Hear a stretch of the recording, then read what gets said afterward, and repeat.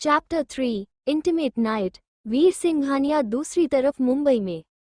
समंदर के बीच पर आधी रात हो चुकी थी, इसलिए बीच पर सन्नाटा पसरा हुआ था। चांद की हल्की रोशनी बीच पर बिखरी हुई थी। उस हल्की रोशनी में समुद्र की रेत पर दो बदन बिना कपड़ों के एक दूसरे में खोए हुए थे। वहां समुद्र में उठती लहरें शोर मचा रही थी। उस लहरों की आवाज को चीरते हुए वहां भारी सांसों का शोर और मदहोश कर देने वाली सिसकियों की आवाज खुले आसमान में गूंज रही थी। वहां एक लड़का और लड़की दोनों एक दूसरे में समाये हुए थे, और वो लड़का वाइल्ड होकर उस लड़की के साथ सेक्स कर रहा था, जिसकी आवाजें वहीं बीच के थोड़ी दूर खड़ी कार के पास दो लड़के खड़े थे जो आसानी से सुन पा रहे थे। जिसमें से एक लड़का कार की बोनेट पर बैठा था और दूसरा लड़का कार से टेक लगाकर खड़ा था। उस बीच पर से आती मदहोश भरी सिसकियों की आवाज सुनकर कार की बैनेट पर लेटा लड़का तो एंजॉय कर रहा था, पर कार से टेक लगाकर खड़ा लड़का इरिटेट हो रहा था। उस लड़के ने अपनी पेंट की पॉकेट के ईयरबड निकालकर अपने कान में डालते हुए जोर से चिल्लाया, अंडस्को, अरे यार बस कर, पिछले 3 घंटे से ऐसी आवाजें सुनकर मेरे कान दर्द करने लगे हैं। अब और मुझे नहीं सुना जाता है। उसे छोड़ मेरे भाई, कल के लिए भी अब बचा के रख। वो लड़का पूरी तरह इरिटेट हो चुका था। उस लड़के के चेहरे पर चिड़चिड़ापन साफ साफ दिखाई दे रहा था, जैसे उस लड़के को वो आवाजें बिल्कुल पसंद नहीं आ रही थी। तभी उस लड़के के हाथ में पकड़ा फोन बजने लगा, जिस पर मॉम लिखा हुआ था। थोड़ी देर बाद वो फोन भी बाजकर बंद हो गया और फोन के फ्रंट पेज पर लिखा हुआ था 50 मिस्ड कॉल। उस लड़के ने अपनी 2 उंगलियों से अपने सर को रब किया और जोर से चिल्लाया, अंडस्को, देख आंटी के अब 50 मिस्ड कॉल हो गए हैं। अब तो चल मेरे बाप, आंटी तुझे कब से कॉल पर कॉल किए जा रही हैं। वो तुम्हें घर बुला रही है। तू सुन रहा है ना मैं क्या कह रहा हूँ? उस लड़के ने चिल्लाते हुए कहा, पर इस लड़के के कान में चू तक नहीं पहुंचा। वो वैसे ही उस लड़की के साथ सेक्स करता रहा। तभी बोनेट पर बैठा लड़का हंसते हुए बोला, अंडस्को, जय तुझे पता है ना, वो जब तक खुद को सेटिस्फाइड नहीं कर लेगा तब तक वो ना ही रुकेगा और न ही हमारी कोई बातें सुनेगा। ये था मीत मेहरा, जयंत मेहरा का बेटा। उम्र 22 साल, रंग गोरा, ब्लैक हेयर, काली आंखें। ये भी दिखने में हैंडसम है। इसकी एक गर्लफ्रेंड है, सोनाली मुखर्जी, इसके क्लास में पढ़ती है। फिर भी ये बांदा दूसरी लड़कियों के साथ फ्लर्ट करता रहता है। इसके पापा का ट्रांसपोर्टर का बिजनेस है। मीत की बात सुन वो लड़का चिढ़ते हुए बोला, अंडस्को, हाँ मुझे पता है मीत, पर टाइम भी तो देखो, सुबह के 3 बजने वाले हैं और ये महाशय को और एंजॉय करना है। देखना तुम एक दिन इसके चक्कर में आंटी मार मार कर हमारा पिछवाड़ा सूजा देगी, क्योंकि इस महाशय की हरकतें ही ऐसी हैं। वो लड़का खुसियाते हुए बोला और वापस कार से टेक लगाकर खड़ा हो गया। ये था जय आहूजा, वीरेन आहूजा का बेटा। उम्र 22 साल, गोरा रंग, काली आंखें, गुगराले बाल, देखने में हैंडसम है। ये लड़कियों से दूर ही रहता है। उसका मानना है कि लड़कियां सिर्फ सरदर्द होती है, इसलिए ये लड़कियों से कोसों दूर ही रहना पसंद करता है। इसलिए कभी काबर इनके दोस्त इसे गैर समझ लेते हैं। इसके पापा वीरेन आहूजा का कंस्ट्रक्शन का बिजनेस है। जय की बात पर मीत जोर जोर से हंसने लगा। तभी समुद्र की रेत पर लेटा लड़का बोला, अंडस्को, जय, जब तक मैं हूं तब तक तुम लोगों की ऐसी नौबत नहीं आएगी। सो जस्ट रिलैक्स और मुझे थोड़ा एंजॉय करने दे। हाँ तो अब चलना यार, कितनी देर? जय ने फ्रस्ट्रेशन से उस लड़के को देख कहा। हाँ बस 2 मिनट। इतना बोल वो लड़का उस लड़की से अलग हुआ और रेत पर खड़ा होकर अपनी पेंट पहनी और पैसे की एक गड्डी पेंट के जेब में से निकली और उस लड़की को दे दिया।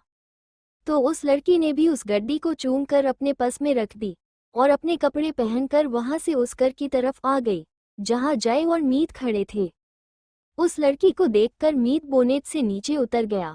वो लड़की एक अदा के साथ चलकर जय के पास आई और जैसे ही जय को छूने को हुए, जय ने उसका हाथ झटक दिया और थोड़ा सर्द आवाज में बोला, अंडस्को, हाथ हटा बदबूदार लड़की। नाज़ने कितने लड़कों के साथ सोने वाली लड़की हो तुम। मुझे अपने गंदे हाथ से छूना मत, वरना मैं गंदा हो जाऊंगा। ये कहते ही जय के चेहरे पर गुस्सा झलकने लगा और उस लड़की का मुंह बन गया। मीत जल्दी से बोला, अंडस्को, तुम इसकी बातों पर ध्यान मत दो हॉटी, वो ऐसा ही है। तुम मेरे पास आओ ना, कम ऑन। इतना बोलकर मीत ने उस लड़की के कमर में हाथ डालकर उसे अपने पास खींच लिया तो वो लड़की भी अपनी अदा के साथ मीत के चेहरे पर उंगली फिरते हुए बोली, अंडरस्को, ये अनरोमांटिक बंदा कौन है जो इतनी हॉट लड़की को देखकर अपना मुंह सड़ा हुआ बना रहा है। ये सुनते ही जय ने घूरकर उस लड़की को देखा तो इस लड़की ने अपना मुंह बना लिया और वापस मीत की तरफ मुड़ गई और मीत के सीने पर हाथ फेरते हुए बोली, अंडरस्को, यू आर सो हॉट, अगर तुम मेरे साथ सेक्स करना चाहते हो तो तुम मुझे कॉल कर देना, ये रहा मेरा नंबर। उस लड़की ने सीधा सीधा ऑफर मीत को दे दिया और एक चिट मीत के जेब में डाल दी और मीत के होठों को चूमकर वहां से चली गई। उसके जाते जय खिसियाते हुए बोला, अंडरस्को, यार मुझे तुम दोनों का समझ नहीं आता है, ऐसा क्या है इन सब चीजों में हो तुम दोनों इसके लिए मारे जा रहे हो। वैसे भी तुमने देखा नहीं उस लड़की के बदन में से अजीब सी बदबू आ रही थी और तुम दोनों। उसकी बात पूरी होने से पहले ही जय के कान में एक आवाज आई, अंडरस्को, वो अजीब सी बदबू नहीं कहते हैं, उसे इंटीमेसी की खुशबू कहते हैं जो तुम कभी समझ नहीं पाओगे। जय ने सर घुमा कर देखा तो वो लड़का अपने कंधे पर अपनी ब्लैक शर्ट लटका कर कार के पास ही आ रहा था। इस वक्त वो लड़का शर्ट लेस था, इसलिए उसके शरीर के ऊपरी हिस्से में उस लड़की के दिए गए लव बाइट और लिपस्टिक के निशान साफ साफ दिखाई दे रहे थे और बाल बिखरे पड़े थे। उसमें वो लड़का कहर बरसा रहा था। पर जय को चिढ़ मच रही थी।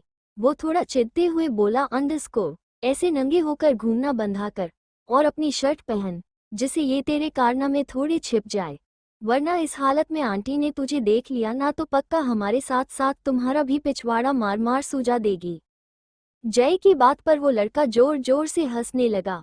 उस लड़के की हंसी इतनी कातिलाना थी कि अगर कोई लड़की उसे देख ले तो खुद को उसकी बाहों में बिखरने से रोक नहीं आएंगी।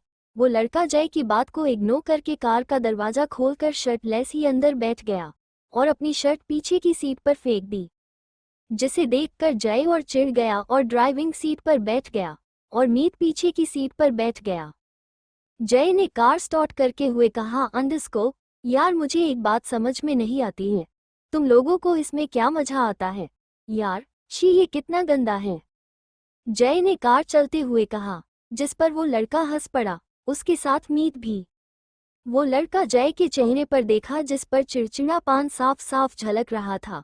उसे देख वो लड़का जय को और चिढ़ाते हुए बोला, अंडरस्को, यार जय तुम्हें क्या बताऊं, इसमें क्या मजा है। जब लड़कियां ऐसे आहें भरती हैं, जब वो मदहोश होकर सिसकियां लेती हैं तो हाय दिल पर जैसे छुरियां चलती हैं। मन करता है दिन रात इन लड़कियों की बाहों में भरकर उन लड़कियों से के मुंह से सिसकारी सुनता रहूं। ये बोल वो लड़के ने अपने दोनों पैर को कार की डैशबोर्ड पर रख दिया और सीट को पीछे की तरफ करके आराम से कार की सीट पर लेट गया। उसको बिंदास होकर बैठा देखकर जय बोला, अंडरस्को, तुम लोगों को मजा आता होगा, मुझे नहीं। मैं जब भी अपनी लाइफ पार्टनर से मिलूं तब मैं उसे ही सबसे पहले अपना सब कुछ दूं, ना कि किसी फालतू लड़की को। ये बोल जय चुपचाप कार चलाने लगा। जय की बात सुन वो लड़का और मीत दोनों मुस्कुरा दिए।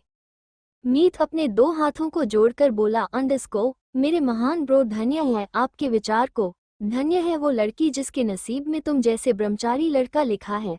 पर भाई हम आपको बता दें, हम तो ऐसे ही रहने वाले हैं, चाहे हमारी लाइफ में कोई लड़की आए या ना आए, आई डोंट केयर। ये कहते हुए मीत आराम से पिछली सीट पर फेर लेट गया।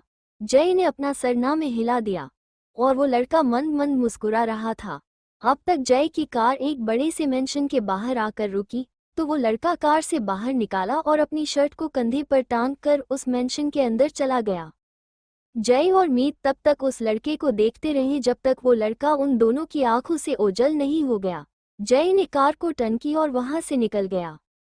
इधर वो लड़का छुपते छुपाते मेंशन के अंदर चला गया था और वहां से अपने कमरे में। अगली सुबह मुंबई शहर के बीचों बीच में एक बड़ा सा घर था। उस घर के गेट पर बड़े बड़े अक्षरों में लिखा था, सिंघानिया मेंशन। वो घर देखने में महल से कम नहीं लग रहा था। गेट खुलते ही पहले गार्डन नजर आता था जो काफी ज्यादा बड़ा था। गार्डन के बीचों बीच एक फव्वारा लगा हुआ था। फव्वार के हर तरफ हर कलर के गुलाब के पौधे लगाए गए थे जो उस फव्वारे की खूबसूरती में चार चांद लगा रहे थे। उस बड़े से घर में जाते ही पहले बड़ा सा हॉल था।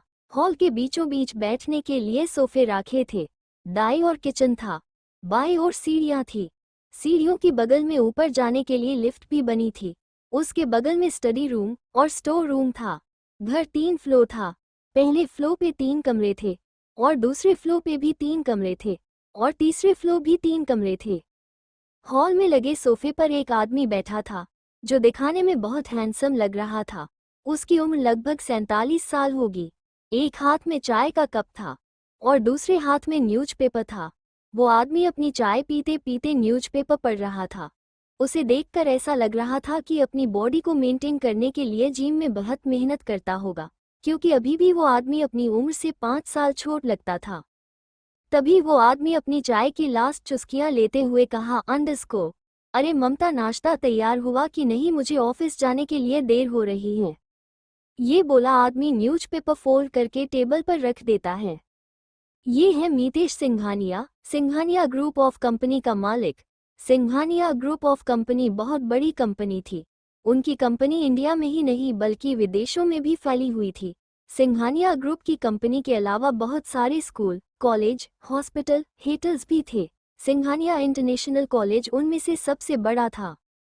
अरे बाबा आए, बस 5 मिनट रुकिए। ये आवाज़ किचन में से आई। थोड़ी देर बाद एक औरत हाथ में नाश्ता की प्लेट लेकर किचन में से बाहर आई और वहीं पे लगे डाइनिंग टेबल पर रख दिया। ये है ममता सिंघानिया, मीतेश सिंघानिया की पत्नी। दिखने में खूबसूरत हैं। उम्र लगभग 43 साल होगी, पर फिर भी 38 की लगती थी। इसे पता चलता है कि आपने शरीर का कितना ध्यान रखती होगी।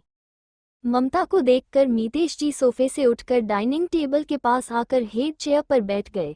तभी एक लड़की आके वहीं मीतेश जी के बगल वाली चेयर पर बैठ गई और आरव और ममता को गुड मॉर्निंग विश किया। इसके बदले में उन दोनों ने भी उस लड़की को विश किया। ये है ममता और मीतेश की बेटी माया सिंघानिया। ये अभी 18 साल की है। देखने में बहुत सुंदर है। काली गहरी आंखें, पिंक होठ, छोटी सी नाक, कंधे से थोड़े लंबे बाल। रावी ने 12th पास कर लिया है और इस साल से ये भी सिंघानिया इंटरनेशनल कॉलेज में आगे की पढ़ाई करने जाने वाली है। ममता ने सबको नाश्ता सर्व कर दिया था। तीनों बैठकर नाश्ता कर रहे थे। मीतेश ने अपना नाश्ता करते हुए ममता की तरफ देख के बोले, अंडरस्को, आपके लाडले साहब कहाँ है? अभी दिखाई नहीं दे रहा है। उसकी सुबह नहीं हुई क्या? मीतेश ने ऊपर की तरफ देखा। उसके साथ ही माया और ममता की नज़र तीसरे फ्लोर पर चली गई, जो शायद इस मेंशन का मास्टर बेडरूम था। उस रूम का डोर अभी भी बंद था। इसे पता चलता था कि रूम में रहने वाला इंसान अभी तक सो रहा था।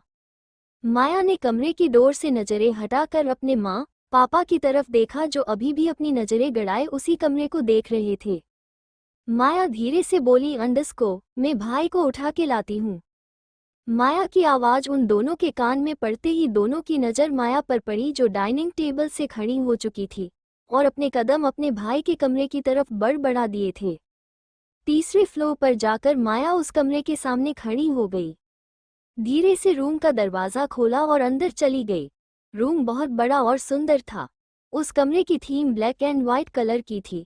उस बेड के ऊपर एक बड़ी सी एक लड़के की तस्वीर लगी हुई थी। उसमें वो लड़का शर्ट लेस था, नीचे ब्लैक जीन्स पहनी हुई थी। उस लड़के का एक हाथ जीन्स की पॉकेट में डाला था और दूसरे हाथ को अपने बालों में घुमा रहा था और अपना एक पैर कार की बोनेट से टिकाए कार के दरवाजे से सट कर खड़ा था। वो लड़का इस तस्वीर में बहुत ज़्यादा हैंडसम हंट लग रहा था। उस कमरे में चीजें एकदम परफेक्ट रखी हुई थी। उन चीजों को देखकर ही लगता था कि उसकी कीमत लाखों में होगी। उस बेडरूम में बेड के सामने की दीवार पर एक बड़ा सा टीवी लगा हुआ था। बेड के थोड़ी सी ही दूरी पर बैठने के लिए सोफे लगे हुए थे। रूम के साथ में अटैच एक बड़ा सा बाथरूम था और उसी दीवार से लगकर बालकनी थी। माया कमरे के अंदर आई और देखा तो उस रूम के किंग साइज बेड पर एक लड़का अपने पेट के बाल, घोड़े, गधे, हाथी सब बेचकर सो रहा था। इस वक्त उस लड़के ने अपनी ऊपर की बॉडी में कुछ नहीं पहना था और नीचे एक ट्रैक पहनी हुई थी। उस लड़के का आधा बदन बेलीबाज था, जिस वजह से उस लड़के की अट्रैक्टिव बॉडी साफ दिखाई दे रही थी। सोने की वजह से उस लड़के का हैंडसम चेहरे को सिल्की ब्लैक हेयर उसके आधे चेहरे को ढक रहे थे। वो लड़का सोते हुए भी कहर ढा रहा था। उस पर दिए गए लव बाइट के निशान देखकर माया को समझने में देर नहीं लगी कि उसका भाई कल रात फिर किसी लड़की के साथ रात बिता के आया है।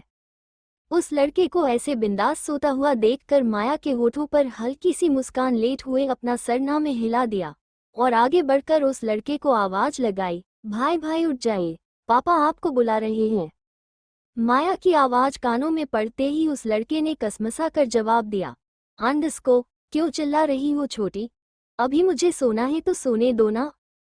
उस लड़के ने पिलो उठाकर अपने सर पर रखकर वो लड़का वापस सो गया। माया ने अपना मुंह बना लिया, फिर कुछ सोचकर माया के चेहरे पर शरारती मुस्कान आ गई। माया ने झटके से उस पिलो को खींच लिया और उस लड़के के कान पर झुककर जोर से चिल्लाई, अंडस्को, भाई आपको पापा बुला रहे हैं। चिल्लाने की आवाज वो लड़का हड़बड़ाते हुए उठकर बेड पे बैठ गया। हालांकि नींद अभी भी उसकी आंखों में भरी पड़ी थी। उस लड़के ने घूर कर माया को देखा जो अपनी बत्तीसी दिखाकर हंस रही थी। माया हंसते हुए बोली, अंडस्को, भाई ऐसे घूरना बंद कीजिए और जल्दी से फ्रेश होकर नीचे आइए, पापा आपका इंतजार कर रहे हैं। और हाँ, अपना हुलिया थोड़ा ठीक करके आएगा, वरना पापा ने तुम्हें इस हालत में देख लिया ना तो पक्का घर में भूचाल आ जाएगा। माया मुस्कुराते हुए कमरे से बाहर निकल गई और यहाँ वो लड़का भी हंसते हुए वॉशरूम में चला गया। तो फाइनली हम हमारे हीरो से मिलते ही, ये है वीर सिंघानिया। देखने में किसी हीरो से कम नहीं, भूरी कांजी आंखें, लंबी पतली नाक, हल्के पिंक होठ, उसके वो 6 पैक एब्स, कसा हुआ शरीर, उसे देखकर यही बोल सकते ही इस बंदे ने कुछ ज्यादा ही समय जिम में बिताया होगा। उसे देखकर ऐसा लग रहा है कि ऊपर वाले ने बड़ी फुर्सत से बनाया है। वो बंदा पूरा का पूरा कामदेव का अवतार लगता था, जो लड़कियों के दिल का कत्ल करने का काम करता था। थोड़ी देर बाद वीर भी फ्रेश होकर नीचे डाइनिंग टेबल पर आके बैठ गया। इस वक्त वीर ने ब्लैक जीन्स और सफ़ेद शर्ट पहनी हुई थी। शर्ट के ऊपर के 3 बटन खुले हुए थे। शर्ट की बाजू को कोहनी तक फोल्ड किया हुआ था। बाल को जेल से अच्छी तरह सेट किए हुए थे और उसमें वो कहर ढा रहा था। मानता ने नाश्ते की प्लेट लगा दी। वीर चुपचाप नाश्ता करने लगा, बिना मितेश पर ध्यान दिए। मितेश घूरकर वीर को देख रहा था। मितेश ने वीर से नजरें हटाकर ममता की तरफ देखकर बोले, अंडस्को, ममता अपने बेटे को समझा दो। वो यूं देर रात तक क्लब में जाकर अपने दोस्तों के साथ पार्टी करना बंद करे। आए दिन कुछ न कुछ लफड़ा करता रहता है। पूरा दिन अपने निकमे दोस्तों के साथ आवारागर्दी करता रहता है। इतना बड़ा हो गया है फिर भी अकल घास चरने गई है। उसको समझा देना। इस साल कॉलेज में नए आए स्टूडेंट की रैगिंग की ना तो मुझसे बुरा कोई नहीं होगा, खासकर कोलोरशिप स्टूडेंट की तो बिल्कुल नहीं। पिछले 2 साल में आधे से ज्यादा कोलोरशिप स्टूडेंट आपके लाडले की वजह से कॉलेज छोड़कर चले गए हैं। इस साल आपके लाडले का कॉलेज में आखिरी साल है और इस बार कॉलेज में एक भी कोलोरशिप स्टूडेंट कॉलेज छोड़कर नहीं जाना चाहिए, वरना मुझसे बुरा कोई नहीं होगा। मितेश वीर को धमकी पे धमकी दिए जा रहा था, पर वीर चुपचाप अपना नाश्ता कर रहा था। उसे देखकर ऐसा लग रहा था जैसे उसे अपनी पापा की बात सुनाई नहीं दे रही हो। वो शांत होकर नाश्ता कर रहा था। यही बात मितेश जी के गुस्से को हवा दे गई थी। मितेश जी वीर को किसी भूखे शेर की तरह घूर रहा था और वीर बकरी के बच्चे की तरह चुपचाप शांत बैठकर अपना नाश्ता एंजॉय कर रहा था। वीर को ऐसे बिंदास देखकर मितेश को बहुत गुस्सा आ रहा था। वो इस बार थोड़ा गुस्से में बोला, अंडस्को, ममता इसे समझा देना। कल हमारे ऑफिस में बोर्ड ऑफ मेंबर की मीटिंग है तो कल सुबह ऑफिस टाइम पर पहुंच जाना। तुम तो जानती हो ना, मेरे बाद इसे ही कंपनी संभालनी है, इसलिए कह रहा हूँ कि कल की मीटिंग में तुम्हारा नालायक बेटा भी वहां आए, क्योंकि कल इंडिया के सभी छोटे मोटे बिजनेस में इस मीटिंग में शामिल होंगे। मितेश की बात पर वीर को तो कोई फर्क नहीं पड़ा, पर माया के चेहरे पर बड़ी वाली मुस्कान आ गई। वो अपने मन में बोली, अंडस्को, सभी बिजनेस में मतलब कि वो भी यहाँ। इतना कहते ही माया का दिल बेतहाशा धड़क उठा। माया ने अपने दिल पर हाथ रखा और किसी की नज़रों में आए बिना अपने दिल को धीरे धीरे सहलाने लगी और अपने में बोली, अंडस्को, शांत हो जा, अगर तू ऐसे बेहिसाब धड़केगा तो सबको मालूम पड़ जाएगा, इसीलिए बोल रही हूँ, शांत हो जा। माया धीरे धीरे अपने दिल को सहलाने लगी थी। थोड़ी देर बाद वीर अपनी चेयर से खड़ा हो गया। अपना हाथ टिश्यू पेपर से साफ करते हुए ममता की तरफ देखकर बोला, अंडस्को, मॉम मेरा नाश्ता हो गया है, मैं अपने दोस्तों के साथ बाहर जा रहा हूँ, रात को लौट आऊंगा। ये बोल वीर ने टिश्यू पेपर वहीं फेंक दिया और मेंशन से बाहर निकल गया। वीर सुनो तो, ममता जी वीर से कुछ कहना चाहती थी पर उसके शब्द उसके मुंह में ही रह गए थे। क्योंकि पर वीर एक पल गवाए बिना मेंशन से बाहर निकल आया था। ममता जी और मितेश जी एक दूसरे का मुंह देखते रह गए। मेंशन से निकलने के बाद वीर पार्किंग एरिया में आ गया, जहां वीर की अपनी स्पॉट कार खड़ी थी। वीर ने की निकलकर कार को अनलॉक किया और कार में बैठकर अपने दोस्तों के पास निकल गया। Chapter 4 because I hate girl S Singhania mention. वही मेंशन के अंदर का माहौल गरमाया हुआ था। ममता जी थोड़ा गुस्से मितेश को घूर रही थी। मितेश ने सुना को घूरता पाकर बोले, अंडरस्को ऐसे घूरना बंद कीजिए ममता, आपका बेटा 5 साल का बच्चा नहीं है, 22 साल का जवान लड़का है, उसे अपनी जिम्मेदारी समझनी पड़ेगी। मितेश का लहजा थोड़ा सर्द हो चुका था, जिसे सुनकर ममता ने मितेश की तरफ देखकर बोली, अंडरस्को आप हमेशा मेरे बेटे को कुछ ना कुछ सुनाते रहते हो, आपको उसे बिना कुछ सुनाए चैन नहीं मिलता है क्या? वो अभी छोटा है, अभी उम्र ही क्या है मेरे बेटे की, अभी अपनी लाइफ एंजॉय नहीं करेगा तो क्या हमारी तुम्हारी उम्र में करेगा? वैसे भी आपको तो काम के सिवा कुछ और तो दिखता नहीं, हर वक्त काम काम बस काम। ममता अपना मुंह बना के बैठ गई तो मितेश जी ने अपना सरना में हिला दिया, क्योंकि जब भी वीर की बात आती थी तब ममता ऐसे ही अपना मुंह बनाकर बैठ जाती थी। मितेश ने एक गहरी सांसें छोड़ी और बोला, अंडरस्को आप जानती भी है, जब मैंने बिजनेस टेक ओवर किया था तब मैं सिर्फ 20 साल का था, आपका बेटा तो फिर भी 22 साल का है। हाँ तो वीर 22 साल का है तो क्या हुआ, वो अपनी लाइफ एंजॉय नहीं कर सकता है क्या? वैसे भी उसे पढ़ाई के बाद आपका बिजनेस ही संभालना है। ममता जी मितेश पर बिगड़ते हुए बोली। मितेश जी की भौहें तन गई, वो घूर कर ममता को देखने लगा। ममता समझ चुकी थी कि वो अपने बेटे के मुंह में मितेश के साथ गुस्से में बात कर गई है। ममता ने अपनी आंखें बंद कर ली और एक गहरी सांस लेकर अपनी नॉर्मल टोन में बोली, अंडरस्को सुनिए, गुस्सा मत कीजिए, वैसे भी वीर का ये कॉलेज में आखिरी साल है, जाने दीजिए ना, धीरे धीरे सब संभाल लेगा, सब सीख जाएगा।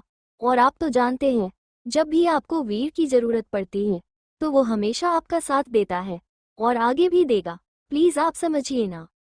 मानता हूँ ममता, जब भी मुझे वीर की जरूरत पड़ती है तो वो हमेशा मेरा साथ देता है, पर उसकी हरकतें आपने देखी है, पूरा दिन घर से गायब रहता है, देर रात घर लौटता है, पूरा दिन घूमना, देर रात तक पार्टी करना, ये सब कब तक चलेगा?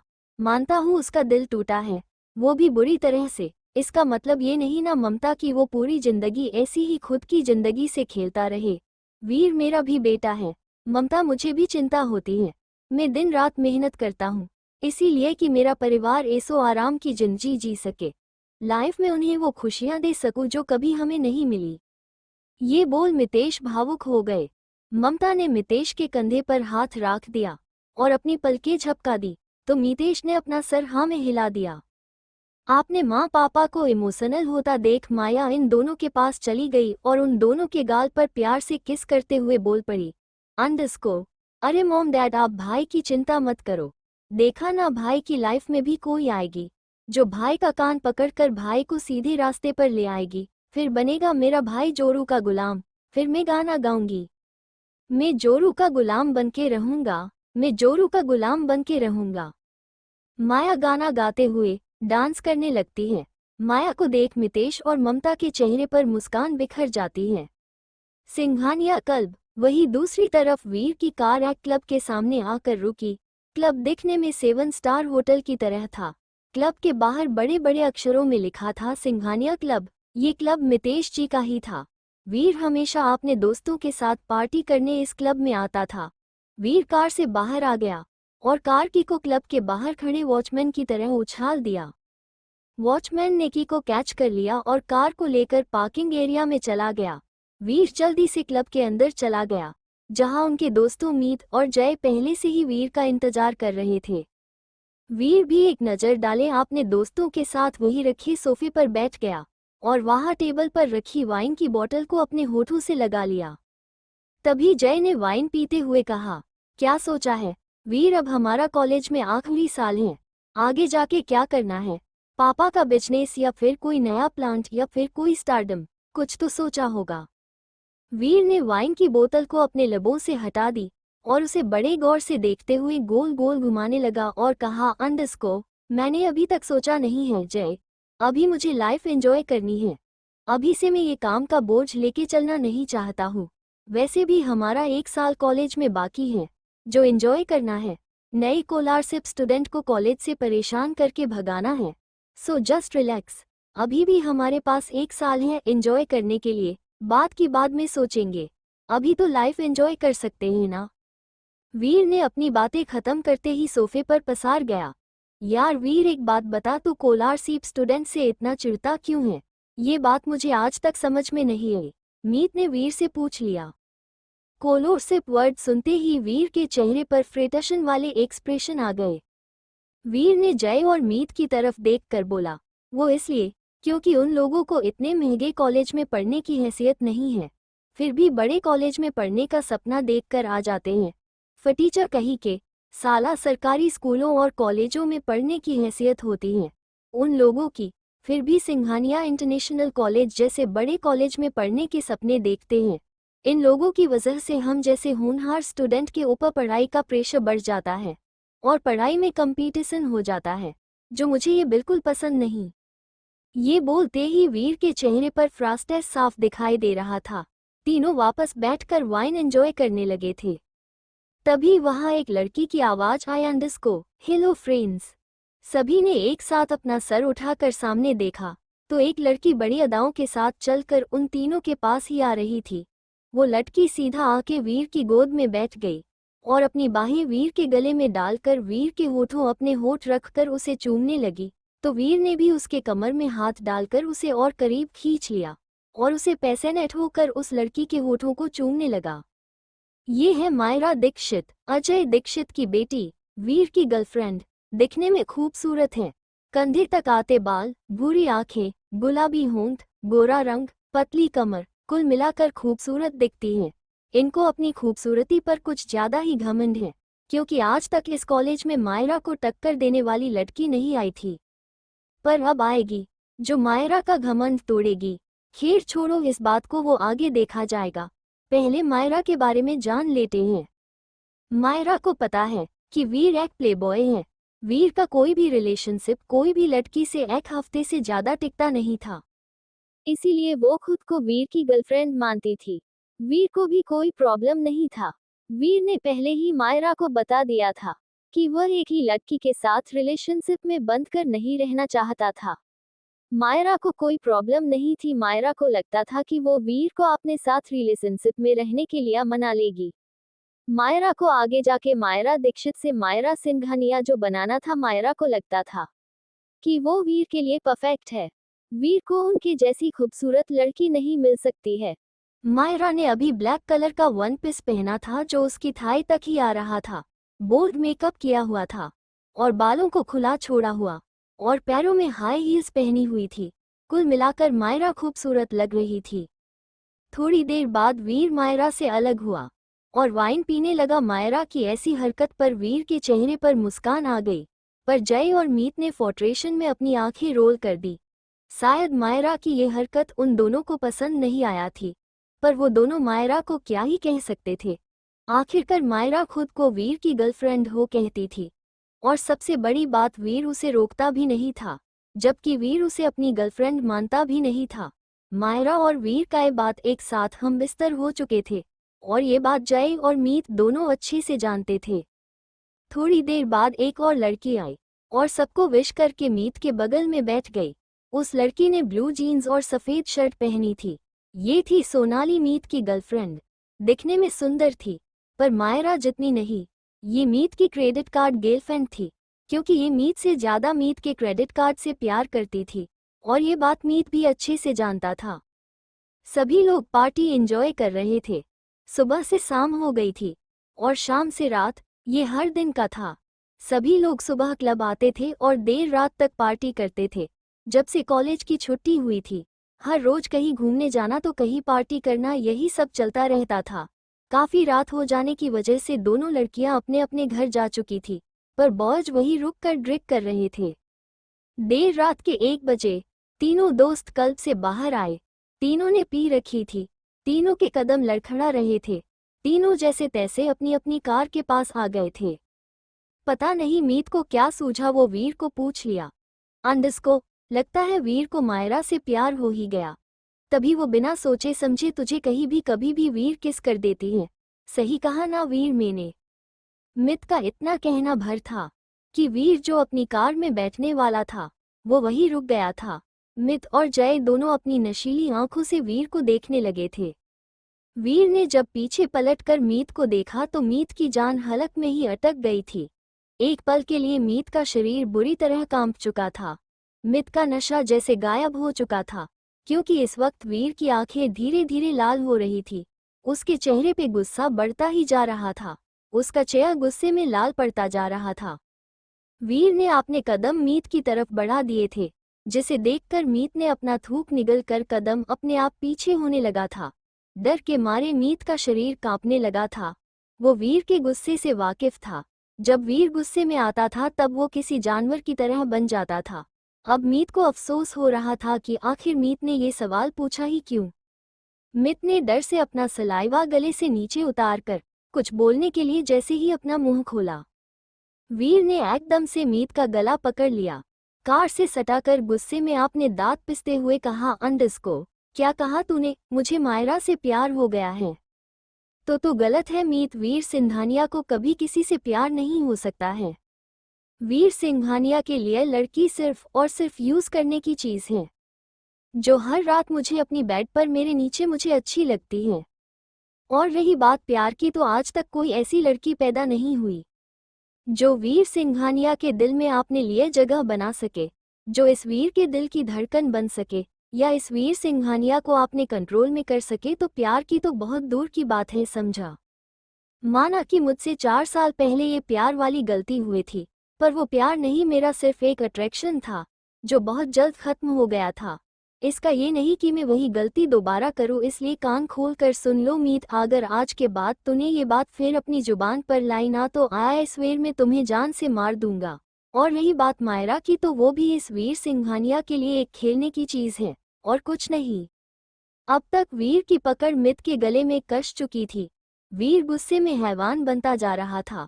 मित की सांसें टूटने लगी थी और सांस न लेने की वजह से मीत का चेहरा लाल हो चुका था।